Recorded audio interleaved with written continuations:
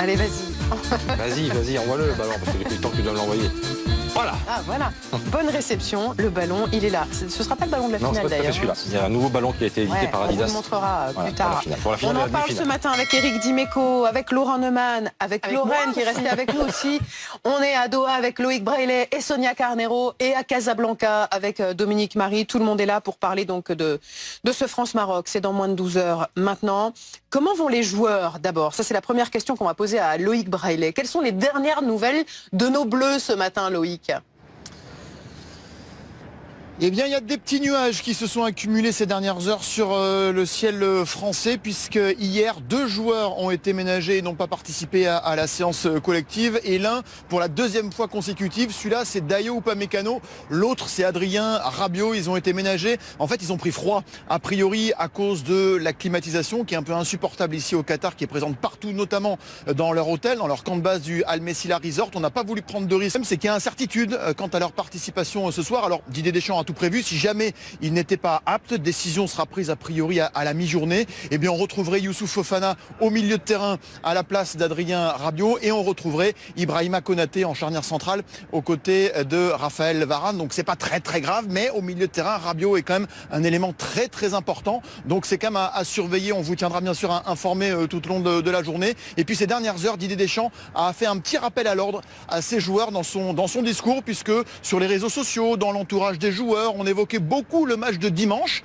la finale, sauf que Didier Deschamps a voulu calmer tout le monde. Attention les gars, il y a quand même un match à gagner avant de penser à dimanche, donc il a resserré un petit peu les boulons, bien fait comprendre que le Maroc n'est pas là par hasard et qu'il faudra sortir tout ce qu'il fallait sur le terrain pour dominer cette équipe marocaine ce soir. Et justement, Loïc, on va regarder et rappeler quel est le parcours des 2 équipes, de l'équipe de France et du Maroc.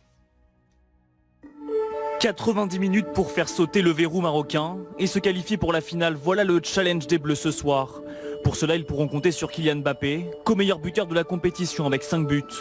Le meilleur buteur marocain, Youssef En-Nesyri, ne compte lui que 2 buts pour le moment. D'ailleurs, avec déjà 11 buts inscrits, la France est l'une des meilleures attaques de la Coupe du Monde. Le Maroc n'en a marqué que 5. Mais la défense marocaine est très solide. Ils n'ont encaissé qu'un seul but. Et encore, ce n'est qu'un but contre leur camp. Les Bleus ont en revanche vu leur filet trembler déjà 5 fois. Une défense marocaine exceptionnelle qui repose en grande partie sur leur gardien, Yacine Bounou. Il a déjà réalisé 40 arrêts. Mais Hugo Lloris, le capitaine de l'équipe de France, n'est pas loin avec 39 arrêts. Il faudra en réaliser d'autres ce soir pour se qualifier et commencer à rêver d'une possible 3e étoile. La défense marocaine, Eric, c'est un mur. Bon, c'est même l'équipe marocaine, puisque c'est une organisation collective. Ils défendent très bien, ils sont très bien organisés. Ils ne vont pas nous laisser beaucoup d'espace. Au complet ce soir? Alors, il y a un gros doute sur la défense centrale. Je crois qu'Aguert est forfait et Romain Saïs, qui est un taulier, est sur une jambe. Voilà, donc il y a des doutes aussi du côté marocain. On va rejoindre Dominique Marie. Dominique Marie qui est en direct de Casablanca. Dominique, il y a beaucoup de supporters. Les supporters marocains seront bien plus nombreux que les supporters français. Tous n'ont pas la garantie d'avoir un billet, n'est-ce pas? Un billet d'entrée du stade. Oui, effectivement, on a vu sur des images hier des Marocains qui étaient arrivés à Doha, qui campaient devant le stade, qui dormaient devant un des stades de Doha pour tenter d'obtenir des billets. Sans doute des gens qu'on a aperçus nous-mêmes ici à Casablanca devant les agences de Royal Air Maroc, parce que obtenir un billet d'avion, on l'a vu dans notre reportage, c'était assez compliqué, mais obtenir un billet pour la demi-finale, ça aussi c'est pas gagné. Alors on sait que la fédération du football du Maroc a distribué hier pas loin de 13 000 billets, mais est-ce qu'il y en aura pour tout le monde?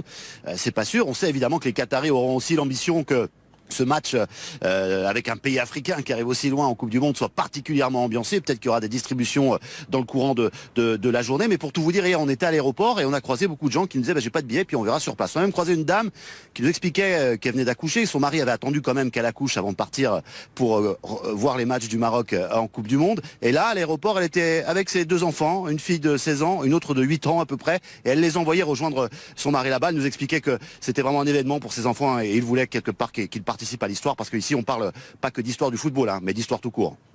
Alors Dominique, les supporters que vous avez vus partir de Casablanca, Sonia, elle est avec eux dans les rues de Doha. Parce que, à vrai dire, Sonia, vous avez du mal à croiser des supporters français ce matin? Ben oui, pour tout vous dire, je suis avec votre prénom, monsieur. Amine, je suis avec Amine qui est en train gentiment de nous chambrer, en train de nous dire où sont les supporters français parce que depuis plusieurs heures ce matin, on ne les voit pas. Où sont-ils? Vous en avez croisé? J'en ai pas croisé ce matin. Depuis, ça fait 2 semaines que je suis là, j'en ai croisé 2 et ils travaillent ici à Doha, donc il n'y a pas beaucoup de supporters.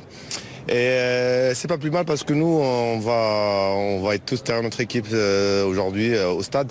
Et puis je pense que ça va foutre beaucoup de pression aux joueurs français. Merci beaucoup Amine. Regardez, un supporter français qui est ici. Bonjour monsieur. Supporters de l'équipe de France, mais c'est vrai qu'ils sont très peu nombreux ici. Beaucoup de supporters marocains en revanche. Le match des supporters dans les rues de Doha est largement gagné par le Maroc déjà, 1-0. Mais Sonia, les supporters français, en fait, ils dorment, ils gardent des forces pour être au top ce soir. Il faut quand même savoir que Didier Deschamps, il a prévenu ses joueurs. Il les a préparés mentalement au choc de ce soir, au choc du 12e homme marocain. Écoutez le sélectionneur français. Ils ont une ferveur populaire qui est très importante, tant mieux pour eux. Ce que je peux vous dire, c'est que ça fait beaucoup de bruit. Mes joueurs sont prévenus.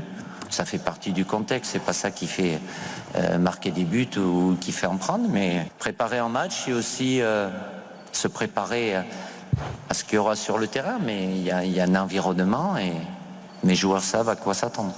Une question de Lorraine. Oui, Eric, toi, t'es Marseillais. Tu sais ce que c'est d'être sifflé à Paris, par exemple. Ah oui, ça aurait été bizarre de ne pas être sifflé. Ça aurait été un déshonneur pour moi. Donc, tu sais ce que c'est. Tu sais ce que c'est. Mais alors toi, c'est carrément un honneur. Mais comment on fait abstraction en fait, de cette foule qui te siffle? Hostile. Les joueurs français jouent tous dans des grands clubs, ils jouent des grands derbies et c'est l'histoire du football. On est préparé à ça. Par contre, ça va aider les Marocains si jamais ils ont un moment oui, s'ils ont même un moment de faiblesse dans le match, physiquement, quand on a tout ce public derrière, on peut être transcendé. Pour l'adversaire, vraiment, c'est sur des grands joueurs comme ça joue pas trop. Bon, il y a un sujet autour de la sécurité. Parce que je disais tout à l'heure que tous les supporters étaient très bienveillants, les supporters marocains. Pourquoi doit-on s'attendre à des incidents? Il pourrait ne pas y en avoir. Il pourrait tout à fait ne pas y en avoir. Et il faut dire la vérité, un certain nombre de responsables politiques ont utilisé des mots qui, j'espère, ont dépassé leurs pensées. Quand j'entends une élue locale à Paris qui parle de possible guerre civile ou d'un responsable politique, Éric Zemmour pour pas le nommer, qui parle d'émeutes, non, il n'y a pas eu d'émeutes jusqu'à présent. Des incidents, oui, des débordements, oui, comme la plupart du temps quand il y a une foule qui descend dans la rue, même pour fêter un événement heureux. Alors il y a une note du service central du renseignement territorial qui a été publié hier soir, qui alerte effectivement sur des risques de débordement, d'envahissement de la voie publique. Mais comme toujours, en revanche, ce qui est vrai, c'est qu'il y a eu anticipation pour le coup, puisqu'il y aura 10 000 policiers et gendarmes dans les rues. 10 000, c'est énorme, hein. C'est 2 fois plus que le dispositif qui avait été mis en place lors des matchs précédents.